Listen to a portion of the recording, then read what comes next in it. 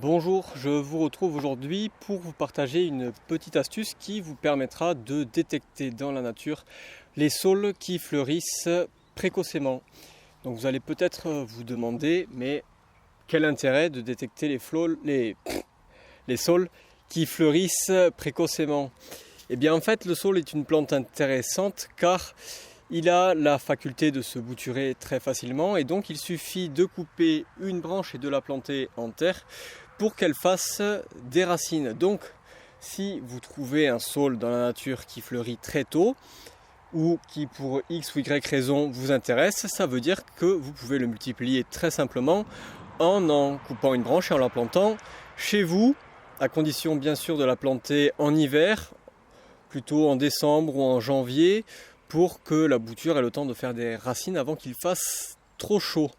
Et donc il est intéressant de planter des saules qui fleurissent tôt, car les saules ont une floraison qui est très riche en pollen, et ce pollen est donc très nutritif pour les abeilles et leur permet donc de démarrer la saison pleine de force, de refaire leur réserve en fait, lorsque l'hiver est fini et que le printemps démarre.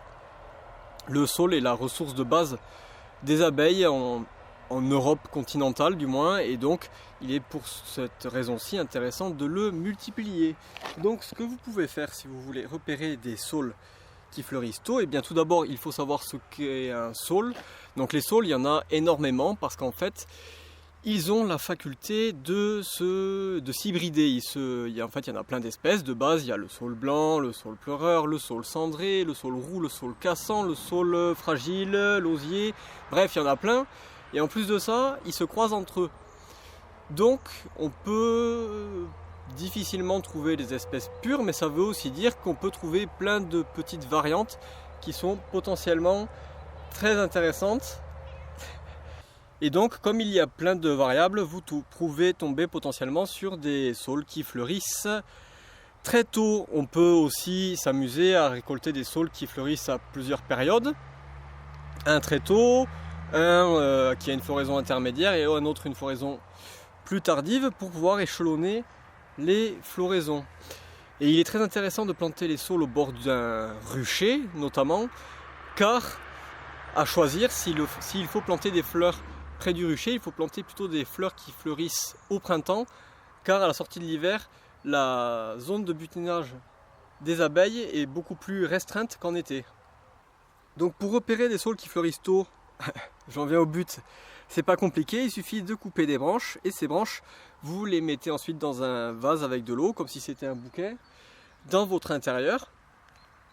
Et suite à ça, étant donné qu'il fait plus chaud dans une maison qu'à l'extérieur, cela va accélérer la floraison des saules et vous allez pouvoir apercevoir lesquels sont les plus précoces.